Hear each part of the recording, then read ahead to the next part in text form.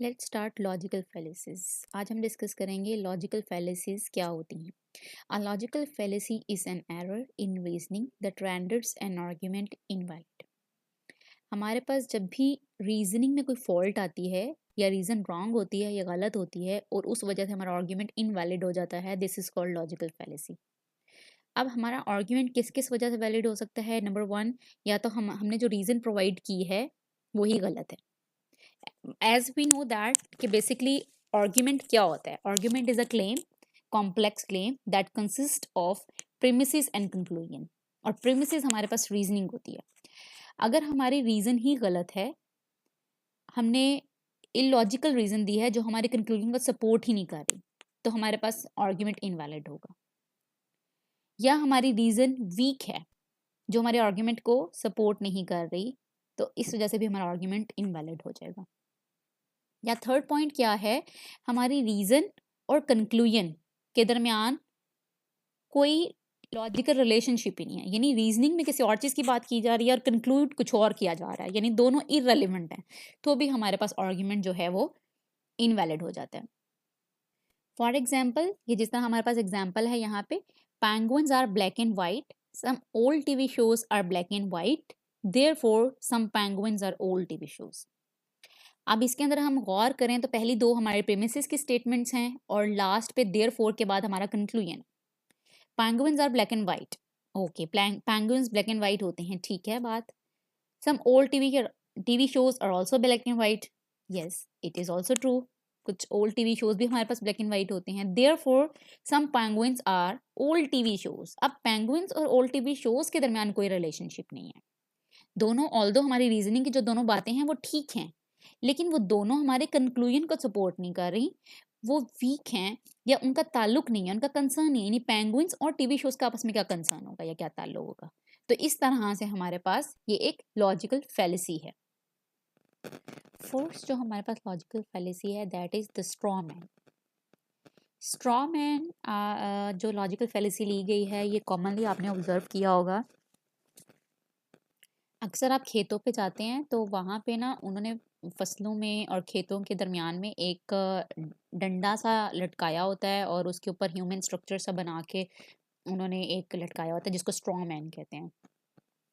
अब वो बेसिकली किस लिए उन्होंने लटकाया होता है कि एक इंसान की तरह का ढांचा बना के उन्होंने खड़ा किया होता है कि ताकि परिंदों को धोखा देने के लिए, कि परिंदे जो फसलें आके तबाह करते हैं वो दूर से देखेंगे तो उन्हें लगेगा कोई ह्यूमन बीइंग है, वो पास नहीं आएंगे। तो एक्चुअली वो धोखा देने के लिए परिंदों को वहां पे लगाया होता है, तो स्ट्रॉ मैन का नाम वहां से लिया गया है। अब ये रिलेटेड कैसे है? स्ट्रॉ मैन का मतलब क्या होता है? The straw man means misrepresenting someone's argument to make it easier to refute. Refute का मतलब होता है to prove by argument that someone is wrong या समथिंग इज रॉन्ग या समथिंग इज नॉट ट्रू। कि हम किसी की जो ओपिनियन है या आर्ग्यूमेंट है उसको किसी और तरफ ले जाते हैं, डिस्कशन को किसी और तरफ ले जाते हैं, बात को प्रूव करने के लिए कि हम ठीक कह रहे हैं, अगला बंदा गलत कह रहा है, लेकिन उसकी बात की शक्ल चेंज कर देते हैं, जैसे वो किसी और तरफ सोचना शुरू करता है, किसी और डिस्कशन में इन्वॉल्व हो जाता है, जो एक्चुअली उसकी बात होती है वो बीच में ही कहीं ना कहीं खत्म हो जाती है। जिस तरह से यहाँ पे एक एग्जांपल गिवन है कि एक स्टूडेंट अपने प्रोफेसर से कह रहा है कि मैंने इसके अंदर पेपर के अंदर बहुत काम किया था, तो आपने मुझे फर्स्ट ऑर्डर का क्रेडिट क्यों नहीं दिया, क्योंकि मेरे ख्याल से मैं डिजर्व करता हूँ कि मुझे फर्स्ट ऑर्डर का क्रेडिट मिलना चाहिए।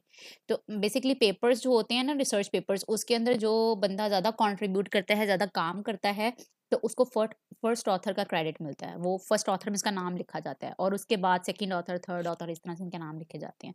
तो अब ये जिस स्टूडेंट ने पेपर पे काम किया है प्रोफेसर के, वो कह रहा है कि मैंने काफ़ी काम किया, तो मेरे ख्याल से मुझे मिलना चाहिए था, मैं डिजर्व करता था कि मुझे फर्स्ट ऑथर का क्रेडिट मिलना चाहिए था। लेकिन जो प्रोफेसर है वो आगे से उसको उसको पता है कि उसने काम किया था और उसको मिलना चाहिए था, लेकिन उसकी बात को ट्रू प्रूफ करने के बजाय वो आगे से कह देता है कि तुम्हारे लिए रिसर्च या साइंस से ज़्यादा इंपॉर्टेंट फेम है। अच्छा, ये तो बहुत अफसोस की बात है। तो आगे से फिर स्टूडेंट कहता है नहीं नहीं, मेरा ये मतलब नहीं था, मैं ये कहना नहीं चाह रहा था। तो वो कहता है ओ अब तुम क्या समझते हो, मुझे तुम्हारी बात नहीं समझ आ रही, मैं तुम्हें इतना बेवकूफ़ लगता हूँ या मैं इतना तुम्हें बुढ़ा लगता हूँ, जिसे कहते हैं सिठियाया हुआ, मैं इतना सिठियाया हुआ लगता हूँ कि मैं तुम्हारी बात नहीं समझूंगा। यानी अब उसने उसकी डायरेक्शन चेंज कर दिया। वो तो सिर्फ एक जनरल बात कर रहा था कि ये मिलना चाहिए था, लेकिन अब उसको और ऑथर को, वो जो प्रोफेसर था उसको भी पता था ये डिजर्व करता है, लेकिन उसने उसकी बात को चेंज करके उसने किसी और तरफ ले गया, वो उस डिबेट में चला गया कि नहीं नहीं मेरा ये मतलब नहीं था, मैं ये नहीं कहना चाह रहा था। जिस तरह एक कॉमन सी बात है कि अक्सर जब एग्जाम्स होते हैं या पेपर्स होते हैं तो स्टूडेंट्स और टीचर्स की डिस्कशन होती है अपॉन सोल्यूशन। तो कुछ बच्चे आते हैं मार्क्स के लिए डिस्कशन करने के लिए कि मेरा यहाँ से मार्क्स बढ़ रहा है। समटाइम क्या होता है कि अगर आपका एग्जाम में कहीं किसी को कोई आपका पॉइंट ठीक है, कोई क्वेश्चन ठीक है, तो हो सकता है टीचर की नज़र से ना गुजरा हो, आपका कोई मार्क्स वहाँ से डिडक्ट हो गया हो। तो स्टूडेंट आके बहस करते हैं कि यहाँ पे हमारा मार्क्स बनते हैं, हमने ये बात लिखी है। तो टीचर टीचर रीड करता है और वो देखता है वाकई कि हाँ यहाँ पे इसके मार्क्स बनते हैं, ये डिजर्व करता है बच्चा। तो इंस्टेड कि वो आपको कहे कि हाँ आप मार्क्स डिजर्व करते हैं, मैं आपको मार्क्स दे दूं, आगे से टीचर अगर ये कहता है चले ठीक है आपको समझ तो आ गई है ना, बेसिक बात तो समझना होता है, अंडरस्टैंडिंग होती है, मार्क्स से ज़्यादा इंपॉर्टेंट होता है या समझना ज़्यादा इंपॉर्टेंट होता है। तो अब ये क्या है, इलॉजिकल है, ये लॉजिकल फैलेसी है कि अब टीचर से बात मार्क्स की हो रही है। स्टूडेंट कह रहा है मैं यहाँ पे डिजर्व करता हूँ मार्क्स, मुझे यहाँ पे मार्क्स दे दें, और टीचर इंस्टेड ये कह रहा है कि आपके लिए मार्क्स से समझना से ज़्यादा इंपॉर्टेंट मार्क्स हैं, अगर आपको समझ आ गया तो मार्क्स डजेंट मैटर। तो इसका मतलब डिस्कशन ही चेंज कर दिया उसने।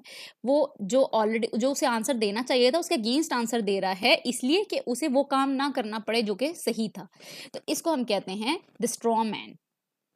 इन अदर वर्ड्स हम ये कह सकते हैं कि स्ट्रॉन्ग फैलेसी में एक्चुअली हम किसी दूसरे की वीकनेस का यूज़ कर रहे होते हैं, कि जब हमें पता चल जाता है कि ये वीक पॉइंट, अब एक्चुअली अपनी वीकनेस का कि हमें पता चल जाता है कि हमारा वीक पॉइंट है, तो हम उसको रिप्रेजेंट करने के बजाय, उसको शो करने के बजाय हम उसको डिफेंड कर देते हैं, डिफेंसिंग मोड में आ जाते हैं। इसके बाद सेकेंड फैलेसी है जो कि है the band wagon fallacy. Band wagon fallacy का मतलब है assuming a claim is true because many or most other believe it। हम किसी क्लेम को ट्रू एज्यूम कर लेते हैं इस वजह से कि बहुत सारे दूसरे लोग यही सोचते हैं और दूसरे लोगों का यही क्लेम है, तो इसको हम कहते हैं band wagon fallacy. For example जिस तरह से अक्सर आपने जिस तरह अभी कोविड की एग्जाम्पल ले लेते हैं कि जिस तरह से रूमर्स आ रही थी अभी लॉकडाउन से पहले कि छुट्टियां होंगी, क्योंकि गवर्नमेंट छुट्टियां अनाउंस कर रही है, हमें नेक्स्ट वीक से छुट्टियां हो जाएंगी, किसी बीच में भी मीटिंग होगी और उनकी छुट्टियां हो जाएंगी। अब कोई कोई एक को बताता है कि तुम्हें पता है छुट्टियां हो रही हैं, दूसरा बंदा कहेगा तुम्हें कैसे पता, कहेगा टीवी में चल रहा है, न्यूज़ आ रही है, सब कह रहे हैं छुट्टियां होंगी, क्योंकि केसेस बढ़ रहे हैं इसलिए छुट्टियां होंगी, सब कह रहे हैं इस वजह से छुट्टियां हो जाएंगी। तो इसका मतलब क्या हुआ कि हम किसी क्लेम पे बिलीव कर रहे हैं, किसी आर्ग्यूमेंट में बिलीव कर रहे हैं, इसलिए क्योंकि मोस्ट ऑफ द पीपल की ये राय है, ज़्यादा लोग ये बिलीव करते हैं, ज़्यादा लोग ये कह रहे हैं, इसलिए हम भी उस चीज़ पे बिलीव कर रहे हैं। तो ये है बैंड वैगन। जिस तरह से यहाँ पे भी एग्जांपल दी हुई है कि एक जो है साइंटिस्ट या प्रोफेसर वो ये कह रहा है कि मेरे नहीं ख्याल से कि ड्रग अफेक्ट जो हैं एक्चुअली एग्जिस्ट करते हैं, तो दूसरा बंदा ये कह रहा होता है नहीं मेरे पास रिसर्च है, एक्चुअली प्रूव है कि ये एग्जिस्ट करते हैं, दैट इज़ रिकॉर्ड, मेरे पास रिकॉर्ड मौजूद है। तो फिर वो उसे आगे से कहता है कि लेकिन आपकी कम्युनिटी में तो ये कम्युनिटी में तो बहुत सारे लोग हैं जो इस पे बिलीव नहीं करते कि एग्जिस्ट करते हैं। तो कहते हैं अच्छा फिर मे भी इस रिकॉर्ड में कोई मसला होगा, अगर बहुत सारे लोग कह रहे हैं ऐसा नहीं है तो हो सकता है ऐसा ना हो। इसी तरह से कॉमनली आपने ऑब्जर्व किया होगा कि अक्सर आप बस स्टॉप पे अगर जाएँ ना, तो जहाँ पे लिखा होता है ना बस स्टॉप, कि बस ने एग्ज़ैक्टली जहाँ पे आना होता है, वो लोग उससे आगे-पीछे कहीं जाके खड़े होते हैं। तो नॉर्मली आप किसी बस स्टॉप पे जाते हैं, आपको पता है ये बस का स्टॉप है, तो आप किस तरह से खड़े होते हैं, आप ये नहीं देखते बस स्टॉप लिखा है तो आप वहाँ खड़े हो जाएँगे। आप ये देखेंगे कि लोग कहाँ पे खड़े हैं। इसलिए क्योंकि लोग जहाँ पे खड़े हैं, बस ने वहीं आना होगा। तो आप देखते हैं अगर आप किसी जगह खड़े हैं और आप देखते हैं आपसे थोड़े से फासले पर लोग खड़े हुए हैं, तो आप उनके पास जाके खड़े हो जाएँगे कि इन लोगों ने बस पे जाना है और ये यहाँ पे खड़े हैं, तो इसका मतलब बस यहीं पे आएगी। क्यों? क्योंकि सम टाइम क्या होता है कि जहाँ पे बस स्टॉप लिखा होता है, बस ने आके रुकना तो होता है, लेकिन बस कभी-कभार थोड़ा-सा स्लो होती है या पहुँचते-पहुँचते, रुकते-रुकते उसे टाइम लग जाता है, वो थोड़ा-सा आगे जाके रुकती है। तो लोगों की जनरल लोगों ने ऑब्ज़र्व कर लिया होता है कि ये बस हमेशा थोड़ी-सी आगे जाके रुकती है, तो वो लोग आगे ही जाके खड़े होते हैं कि जो हम बार-बार भाग के आगे तक पहुँचेंगे, तो इससे बेहतर हम पहले ही आगे जाके खड़े हो जाते हैं। तो जो बाकी जो नए आने वाले लोग होते हैं, वो ये ऑब्ज़र्व कर रहे होते हैं, लोग जिन्होंने बस पे चढ़ना है, वो लोग कहाँ पे खड़े हैं। जहाँ पे वो लोग खड़े होंगे, वो भी वहीं जाके खड़े हो जाते हैं, क्योंकि ये एक कॉमनली ऑब्ज़र्व्ड चीज़ है कि ऑब्वियसली वो लोग इसीलिए खड़े हैं क्योंकि उन्होंने बस पे जाना है। तो इसी तरह आप वहाँ जाके खड़ा होना सोचेंगे, फिर जो नए आने वाले लोग होंगे वो देखेंगे आपको कि आप लोग कहाँ पे खड़े हैं, और जहाँ पे लोग खड़े होंगे वहीं वहीं पे जाके खड़ा होना सोचेंगे। तो ये है कि मेजॉरिटी को फॉलो करना, यानी जो बहुत सारे लोग सोचते हैं या करते हैं उस चीज़ पे बिलीव करते जाना कि हाँ, अगर सब लोग यही कह रहे हैं तो इसका मतलब यही ट्रू है, यही सच है। थर्ड फैलेसी है हमारे पास बर्डन ऑफ प्रूफ। अब बर्डन ऑफ प्रूफ क्या है? Asserting that claim is true because it can not be proven false. That is the burden of lie, the burden lies with someone else to disapprove it. It means कि आप कोई claim करते हो बात, अगला बंदा कहता है कि नहीं ये तो ऐसे नहीं है, ये तो गलत है, ऐसे है, तो आप बजाय अपनी बात को प्रूव करने के आप उसको कहते हो अच्छा ठीक है कैसे गलत है तुम प्रूव करके दिखाओ। ये नहीं, आप अपनी बात का ब्लेम कंप्लीट दूसरे बंदे पे डाल देते हो कि अच्छा ठीक है तुम्हें लग रहा है ना मैं गलत हूँ, तो मैं गलत हूँ तो तुम प्रूव कर दो कैसे गलत हूँ मैं। जिस तरह से फॉर एग्जाम्पल यहाँ पे एक एग्जाम्पल दी हुई है कि स्टूडेंट कहता है professor you added your buddies as coauthors on my paper, आपने अपने दोस्तों को मेरे को ऑथर्स में ऐड किया अपने मेरे पेपर के ऊपर। तो वो कहता है उन्होंने क्योंकि काम किया था उसके अंदर, वो कहता है नहीं उन्होंने काम नहीं किया था। तो वो कहता है अच्छा अभी प्रूव करो उन्होंने काम नहीं किया था। तो वो कहता है मैं तो नहीं प्रूव कर सकता कि उन्होंने काम नहीं किया था। तो कहता है तुम ही कह रहे हो ना कि तुम उन्होंने काम नहीं किया था तो तुम प्रूव करो उन्होंने काम नहीं किया था। इंस्टेड के स्टूडेंट ऑथर को कह रहा था, प्रोफेसर को कह रहा था कि कंट्रीब्यूशन उनका नहीं था, ठीक है, और प्रोफेसर को चाहिए था प्रूव करे कि उनका कंट्रीब्यूशन था। इंस्टेड वो स्टूडेंट को कह देता कि तुम प्रूव करो उनका कंट्रीब्यूशन नहीं था। तो ये क्या है कि उसने अपने जो उसके बर्डन था उसने स्टूडेंट के ऊपर डाल दिया कि आप इसको गलत प्रूव कर दो फिर, ठीक है, अगर आप प्रूव कर दोगे तो आपकी बात मानी जाएगी। इसी तरह से समटाइम हमारे यहाँ जब आर्ग्यूमेंट्स हम कर रहे होते हैं पॉलिटिकल पार्टीज के ऊपर, किसी भी रिलीजियस प्लेटफॉर्म पे रिलीजियस किसी पॉइंट ऑफ व्यू से आर्ग्यूमेंट कर रहे होते हैं या वैसे ही जेनेरिक कन्वर्सेशंस कर रहे होते हैं, तो अक्सर लोग कोई ना कोई बात कह देते हैं कि ये ऐसे होता है या ऐसे कहा गया, ये इस्लाम के अकॉर्डिंग ऐसे है। तो दूसरा बंदा जो होता है वो उसे कहता है नहीं ऐसे नहीं है ऐसे है। तो वो अपनी बात को प्रूव करने की बजाय कि खुद वो रेफरेंस दें कि ये बात ऐसे है या नहीं है, वो अपनी बात के लिए दूसरे बंदे को कहते हैं अच्छा अगर ऐसे नहीं है तो प्रूव करो, तुम मुझे कोई इस्लामी रेफरेंस दे दो, कोई हदीस का रेफरेंस दे दो कि ऐसे नहीं होता। तो इंस्टेड उन्हें करना चाहिए वो अपनी ऊपर से बर्डन उतारने के लिए दूसरे पे सारा बर्डन डाल देते हैं कि आप प्रूव करो इसको कि मैं गलत हूँ। इसके बाद हमारे पास एक और फैलेसी है जो कि है confirmation bias, favoring evidence that supports your pre-existing beliefs while ignoring evidence that doesn't. It means कि हमने जो अपने प्री एग्जिस्टिंग बिलीव्स बनाए हुए हैं या हम जिन चीज़ों पे बिलीव करते हैं उसकी बेस पे अपने जो ऑलरेडी चीज़ें अकर हो रही हैं हम उन पे ज़्यादा फोकस करते हैं, उनकी बेस पे कोई ना कोई ओपिनियन कायम कर रहे होते हैं। जैसे लेट्स सपोज कि अगर स्टूडेंट और प्रोफेसर को अपनी रीडिंग्स दिखा रहा है कि उन्होंने ये सपोज किया हुआ है कि ये एक जो हाइपोथेसिस है उनका ट्रू है, तो वो कहता है मैंने 6 एक्सपेरिमेंट्स किए हैं उसमें से 5 की रीडिंग्स जो हैं वो गलत हैं और एक जो एक्सपेरिमेंट है हमारी मर्जी की रीडिंग दे रहा है। तो कहता है ओके ठीक है, इग्नोर द 5 रीडिंग्स, जो 1 एक हमारी मर्जी की आ रही है, हम सिर्फ ये एक्सपेरिमेंट सबमिट कराएंगे अपने पेपर के अंदर और ये हम प्रूव कर रहे हैं हमारे हाइपोथेसिस को। तो वह कहता है और बाकी जो 5 अदर्स हैं जो कि प्रूफ नहीं इसके अंदर वो हैं, जो प्रूफ नहीं कर रहे, तो वो कहता है इग्नोर दैट ह्यूमन एरर, कि वो तो हम अब हमने क्या वो ह्यूमन एरर में डाल दिया कि वो तो ह्यूमन एरर है, वो गलत हो सकता है लेकिन ये वाला तो हमारे पॉइंट ऑफ व्यू को एक्सपोर्ट कर रहा है ना, इसका मतलब हम इस पे फोकस करेंगे। तो अपनी मर्जी की सिर्फ बात ले लेना, अपनी मर्जी की चीज चूज कर लेना इसलिए कि आपके बिलीफ को ये बात सपोर्ट कर रही है, इसको हम कहते हैं कन्फर्मेशन बायस।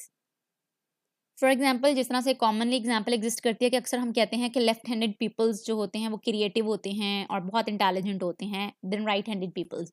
अगर कोई भी हमें लेफ्टी मिलता है तो हम उसे कहते हैं कि ये बहुत क्रिएटिव है, बहुत इंटेलिजेंट है। तो अगर तो वाकई वो इंटेलिजेंट और क्रिएटिव होता है तो हम अपने पॉइंट को प्रूव कर देते हैं, हम फिर फोकस ज़्यादा करते हैं ये इसलिए इंटेलिजेंट और क्रिएटिव है क्योंकि ये लेफ्ट हैंडेड है, क्योंकि लेफ्ट हैंडेड पीपल वाकई बहुत इंटेलिजेंट और क्रिएटिव होते हैं।